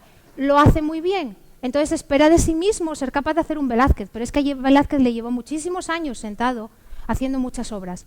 También lo que decía antes aquí, explicarle esas cosas, que a las personas para llegar no a la perfección, que la perfección es horrible, a la excelencia, tienen que pasar muchos años, pero sí trabajar mucho la tolerancia a la frustración, porque si no, al final siempre acaba con un grito, con una cosa así, pero es un instrumento musical, ¿no? Entonces, para practicar se va a equivocar muchas veces, sí, es así.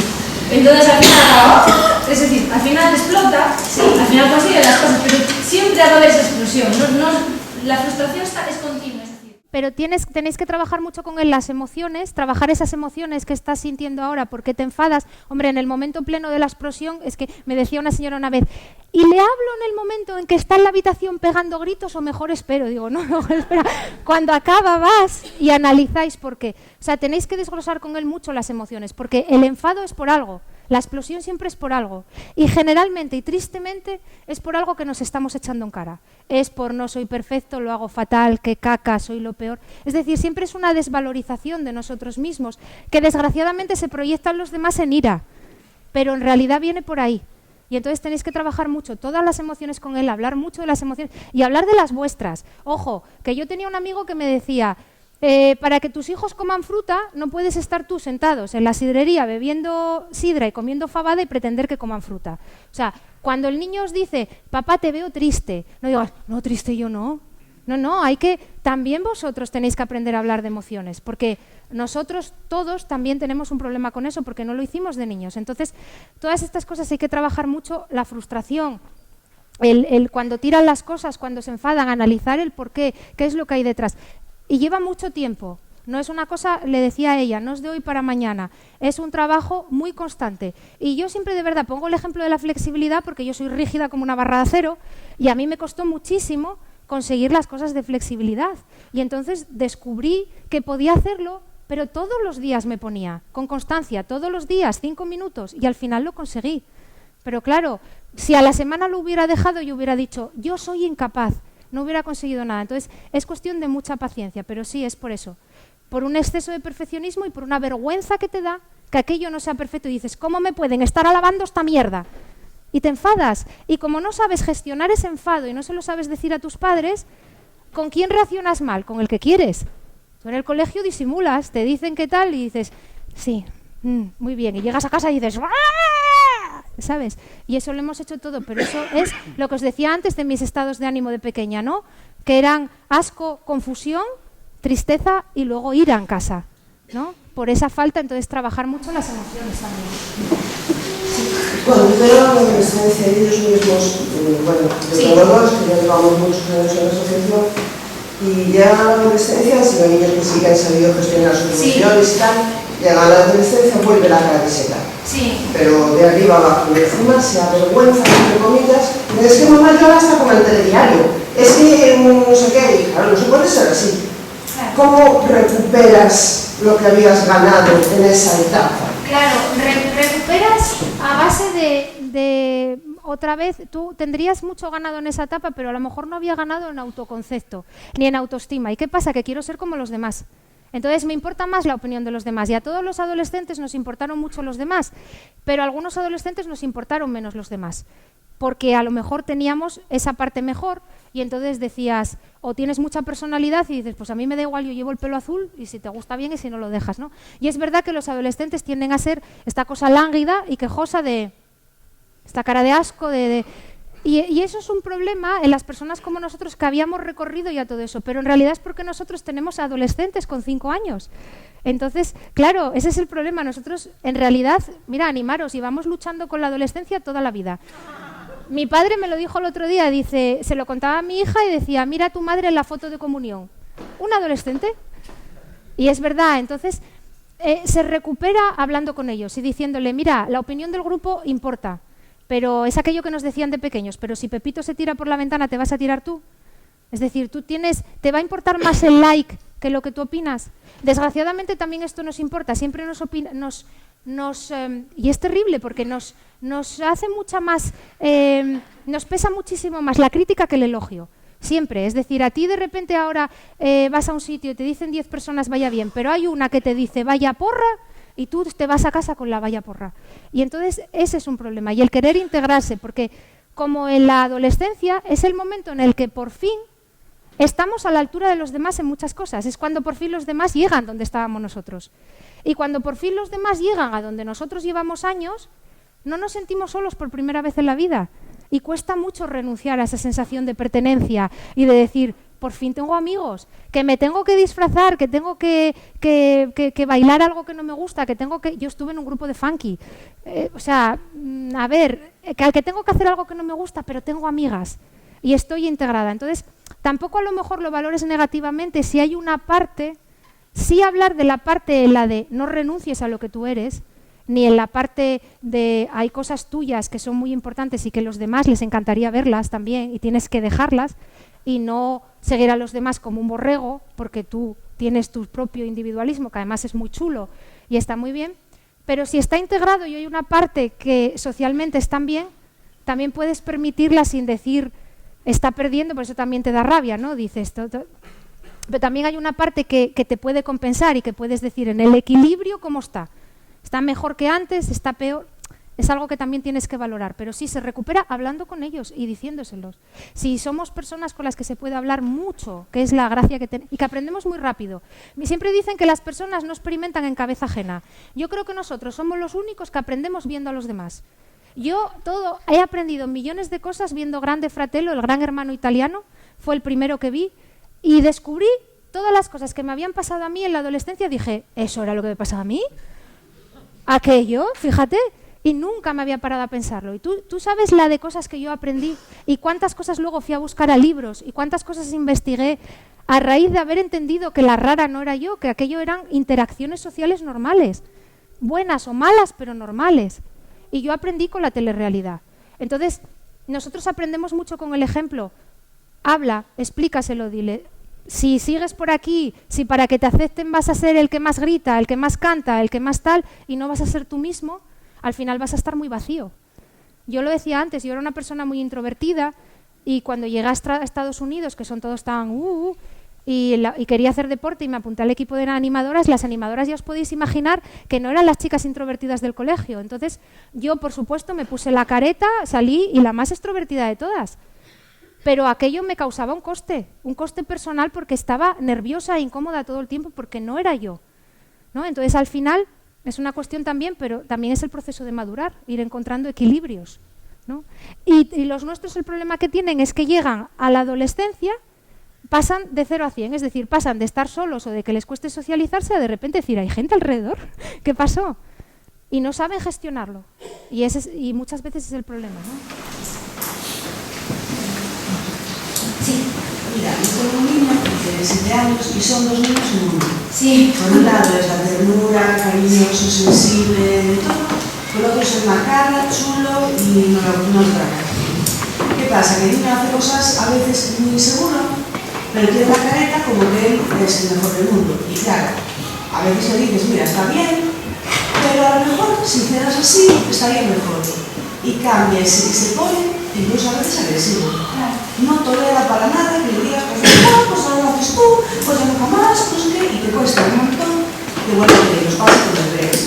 La típica ficha que tienen que hacer tiene mala letra, no se lee, y tienes que andar, me pongo nerviosísima, intentando decirle, mira, ando mejor porque no sabes cómo va a reaccionar. Y se te pone, y yo necesito mi herramienta como para que canalice y soporte y aguante una crítica para mejorarla. ¿O cómo decírselo? Pues es un poco lo mismo, que ahí, es un problema de gestión de emociones. Tenéis que trabajar, ¿qué edad tiene? Sí.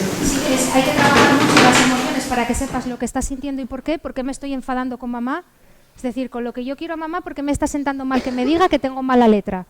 Y es analizar eso. En un momento de calma, no en el momento en el que estéis haciendo el deber. En un momento en que tú veas que está el niño divertido, simpático, en ese momento te sientas con él y le dices, oye, tú cuando mamá te hace una crítica, o puedes empezar con algo que te ha pasado a ti. Sí, no, pero sí, a mí me ayudó. Sí, a mí me ayudó mucho con mi hija eso, que tampoco le costaba mucho aceptar, pues entonces yo le contaba, pues mira, a mí cuando me criticaban yo me sentía avergonzada, me sentía tal, me sentía cual, creía que mis padres pensaban que no era perfecta y me iban a dejar de querer. Eso es un pensamiento que tienen muchos y que no lo cuentan, pero lo tienen. Es, no soy perfecto, papá y mamá me van a dejar de querer. Entonces me da vergüenza cuando ellos descubren que hay algo que no lo hago perfecto. Porque además tenemos mucha manía de decirles perfecto, porque nosotros somos perfeccionistas y valoramos, era lo que hablábamos antes, no valoramos tantas cosas como tenemos que valorar. Ni entonces cuando decimos perfecto, tal, entonces cuando no es el perfecto, entonces papá y mamá me van a dejar de querer. Entonces tú tienes que hablar con él y ponerle un caso, aunque sea mentira, de algo que te haya pasado a ti, en el que te hayan criticado y has tenido esas emociones. Pues mira, me sentía avergonzada porque dije, y ahora mi jefe va a pensar que no soy estupenda, y entonces, claro, y tal. Y probablemente ahí se abrirá y te dirá, eso me pasó a mí. O, si, por ejemplo, una reacción típica, estás jugando, ¿no? Estás jugando, de repente te tocas en un sitio que no es y te suelta una, y dices, Lucas, ¿y qué pasa? Él reconoce que lo hizo fatal, que estuvo fuera de lugar, que no debe ponerse así, todo. Pero en vez de reconocerlo, salta a la defensiva y no hay manera. Pero porque le tocas físicamente. Sí, o algo que te sale mal. Sí, está no. jugando y viene alguien y te toca, o va Sí. caminando y alguien hace una cosquilla o tal, Sí. y suelta cada golpe. Pues es un poco lo de ellos. No es culpa de él. Quiero decir, es una mala integración de sentidos. Por ejemplo, a mí no me gustaba que me tocaran. Yo tuve que aprender a que la gente, cuando socializa, te toca. Y claro, pero no, pero eso es porque muchas veces cuando te tocan te asustas porque estás hipervigilando o porque estás pensando en otras cosas. Tienes el cerebro pensando en lo tuyo. Tú, por ejemplo, si estás muy concentrada, no sé si te ha pasado, tú estás muy concentrada y llega alguien, te habla y pegas un bote. Es por eso, es decir, estás en un sistema, estás hipervigilante o estás en un sistema ortosimpático y entonces vienen, te pegas un susto y reaccionas mal, porque tu primera reacción no es decir, ¡ay, qué susto me has dado! No, es reaccionas mal. Sí, claro, reconoces porque eres razonable y inteligente y lo reconoces, y también tienes que entrar en aquello de vamos a dejar de reconocer y vamos a empezar a cambiar. Porque ahora se lo haces a mamá y no pasa nada, pero pasado mañana cuando se lo hagas a tu novia o a tus amigos, tú véndele mucho lo de la novia a los amigos, porque esto ellos lo entienden mucho, porque a mí me lo hacían, bueno, hija, tú a mamá le gritas y eres gruñona, pero esto cuando se lo hagas a las amigas no les va a gustar. Y yo analizaba y decía, es verdad que esto también lo hago a veces con alguien con el que tengo mucha confianza y no me gustan los resultados, ¿no? Entonces, pero es un proceso de ir analizando con él por qué lo hace. Porque tú estás yendo al final, estás yendo a lo hace. ¿Pero por qué lo haces? Y muchas veces es lo de que te no toque. lo reconoce. El problema Sí. es que no reconoce, no pide perdón, no reconoce cómo perdona, que me salió así, o te pega y no quería, te dice, Sí. no. Bueno, y también lo hizo porque te da un carácter del otro y ya, el ego. Sí. No lo reconoce. Y muchas veces también hay niños que tienen problemas de control de impulsos, lo que hablábamos de las funciones ejecutivas. Eso también hay que aprender a controlarse y a tener las consecuencias de mis actos. No van a ser buenas si hago esto. Pero es un proceso de mucho trabajo, realmente, ¿no? Y poco a poco. Pero sobre todo analiza por qué es. Porque en muchos casos es por eso. Si reconozco que lo hice mal, mamá y papá me van a dejar de querer porque no soy perfecto. Y a mí solo me vale lo perfecto. Y esta idea la hemos tenido todos muchas veces. Somos muy malos con nosotros mismos, muy exigentes y muy crueles. Y eso también, y somos así de pequeños ya salimos así. Entonces, analiza por qué es, porque a lo mejor te llevas una sorpresa y descubres que está teniendo alguno de estos pensamientos que a ti te pueden parecer una ridiculez enorme, porque dices, vamos a ver, si estoy aquí aguantando que me grites, ¿cómo no te voy a querer? Pero es como piensa nuestra cabeza, desgraciadamente, y a veces es complicado, sí. Decías antes que, Sí. que estaban en su mundo, de los demás, Sí. que los demás tienen que entender que es el mundo de ellos. Lo sé, sí, yo lo sé. Lo que pasa es que siempre lo digo así porque por una cuestión poblacional somos menos y desgraciadamente tenemos nosotros, que hacer el esfuerzo de adaptarnos, porque es como este chico que mide 2,20, en McDonald's las mesas son estandarizadas, no las van a cambiar para él. Entonces tiene que adaptarse a poner los pies de lado, etcétera. Los señores de McDonald's no es que sean muy malos y que no quieran a las personas que miden más de 2,20, pero es que no es económicamente factible tener mesas para todos los tamaños. Desgraciadamente el mundo está estandarizado para la media de personas. Y nosotros, si queremos estar integrados y bien, tampoco digo que haya que hacer concesiones todo el tiempo ni arrastrar, no, es tú eres como eres, pero hay una serie de cosas. Hablábamos antes de nuestros objetivos, de ser egoístas racionales, saber lo que quiero y qué me conviene, y si para conseguir aquello tengo que adaptarme un poco aquí, voy a adaptarme, ¿no? Entonces, yo sé que el mundo es de todos y por eso es parte de por lo que yo hago el canal, porque yo quiero que la gente sepa cómo somos. Y a mí me interesa mucho cuando alguien me manda un comentario y me dice, yo no tengo altas capacidades, pero esto que acabas de decir me ha servido mucho. Estupendo, si no es un club. O sea, no hay admisiones, es libre, es gratuito. Y está genial porque yo quiero que la gente sepa cómo somos. Quiero que sepan que no es ninguna bicoca. que no tiene altas capacidades y mira qué suerte tiene María que el niño le salió con altas capacidades y ahora va a ser el premio Nobel. No, probablemente el niño de María a lo mejor es que acabe en un fracaso escolar muchas veces, ¿no? Entonces es muy importante que la gente sepa que hay cosas chulísimas, pero que hay cosas que no son tan fáciles y que las tenemos y no lo saben. Y somos nosotros los que se lo tenemos que explicar, porque somos los que somos menos. Y yo creo que es importante que lo hagamos muchas veces. También en ellos está el escuchar, ¿no? Pero, y por supuesto, el mundo es de todos, de ellos, nuestros, de todos. De todos modos, parece ser que son o no somos, muchos más de los que saben que lo son o que están... Sí, lo que pasa es que estadísticamente, para que haya, lógicamente, en una población, los índices de cociente intelectual, a partir de lo que se considera altas capacidades, no estoy ahora en talentos, altas capacidades, por ejemplo, hay un número que está sacado de la media de población. Por ejemplo, en China es mayor que aquí, porque ellos son más inteligentes como media. Entonces, allí la alta capacidad empieza en 140. Realmente, por encima de 140, la población siempre está en el 2,5-3. Son menos, porque lógicamente si no sería media, seríamos como todos, es decir, para estar por encima de la media, ser altas, somos menos por definición. Puedes llevarlo al 3, al 3,5, o sea, no... Y luego también hay horquillas, hay asociaciones que solo admiten a gente por encima de 170, porque los que están entre 170 y 130 consideran que son la horquilla baja y la media y no los consideran, no que no los consideren altas capacidades, pero no los consideran, pues... no consideran que les interesen. Hay asociaciones. Entonces, bueno, esto es, pero sí son menos. Y que luego hay muchísima gente que lo es y no lo sabe, lleno el mundo. Personas mayores que me escriben a mí, con 80 años, con 70. Acabo de ver tu vídeo y esto me lleva pasando a mí toda la vida. Vaya disgusto que tengo. Me acabo de dar cuenta que tenía altas capacidades y que nunca hice nada. Y ahora, ¿cómo lo arreglo? Porque igual me quedan 3 años. Con esta visión tan positiva que tenemos de la vida. Sí, es otra cosa que me llamó la atención que comentabas, me diagnosticaron, aquí insisten mucho en que no es una enfermedad, no hay diagnóstico. Bueno, es por utilizar una palabra que es la que usa la mayoría de la gente. Sí, bueno, evaluación. A mí ¿sabes qué pasa? Que yo a las palabras les doy significado, pero no les doy esa importancia. Quiero decir, una palabra es una palabra. Me refiero...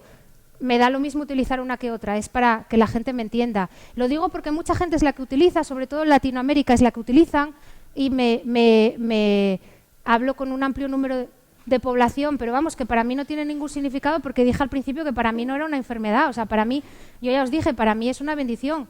Yo soy así, y en mi familia son todos así, tenemos unas comidas familiares muy variadas. Entonces... No, yo digo diagnóstico porque y además es el término que se utilizaba antiguamente, ¿no? El diagnóstico, y es el que... Y cuando hablo de mí, me retrotraigo a mis 11 años y a lo que a mí me dijeron, y era diagnóstico. Entonces, bueno, para mí no tiene más que eso. ¿Una pregunta más? Sí. Sí. ¿Qué hacer cuando una niña de 6 años, sus intereses cambian cada 4 días? Oye, le gusta el piano, y entonces realmente es el piano, y después el piano, pero acabo de un mes voy a guitarra. O ir a la gimnasia, y después ir a la gimnasia, y ballet, y esos movimientos, no. Una falta de constancia, sí. Y como es importante que desarrollemos la constancia, pues podéis llegar a acuerdos contractuales. Me refiero a establecer con ella un acuerdo. Yo te voy a apuntar a clase de gimnasia si permaneces más de 6 meses. O sea, tienes que firmarme aquí que vas a estar 6 meses yendo. ¿Por qué? Porque al estar 6 meses, en vez de 2 semanas, va a ir creando un hábito y va dándose cuenta que en la vida uno las cosas no las puede hacer cada 15 días. Y se crea el hábito, de verdad. Es decir, a todo se habitúa uno. Y es una de las maneras más fáciles, porque cuando eres bueno en muchas cosas y tienes muchos intereses y te va el cerebro muy rápido, de repente pasas de aquí a allí, pero era lo que decíamos antes, te pierdes lo de ir subiendo la cima, ¿no? Porque tú dices, bueno, voy a subir arriba, tal, no, pues ya no subo, y ahora voy a ir a esto, y nunca llegas a disfrutar ni de hacer algo que te guste, ni de llegar a dominarlo en cierta manera, ni de...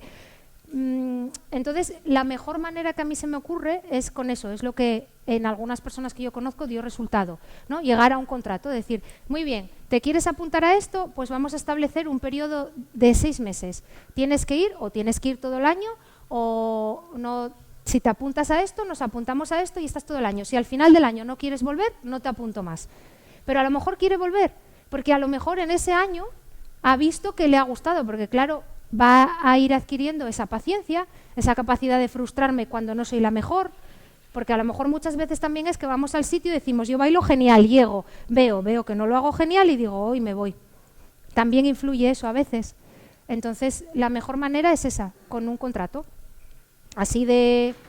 Además es muy racional, nos gusta mucho eso, el contrato. Lo que pasa es que a veces los niños van con una idea más clara que las nuestras, ¿no? Por ejemplo, a mí me gusta el piano, tenía que la profesora me iba a genial. Sí. Ahora me lo cambiaron, odio el piano. Sí. ¿Por qué? A lo mejor me gusta la música clásica, a lo mejor me gusta el rock. Hay que buscar.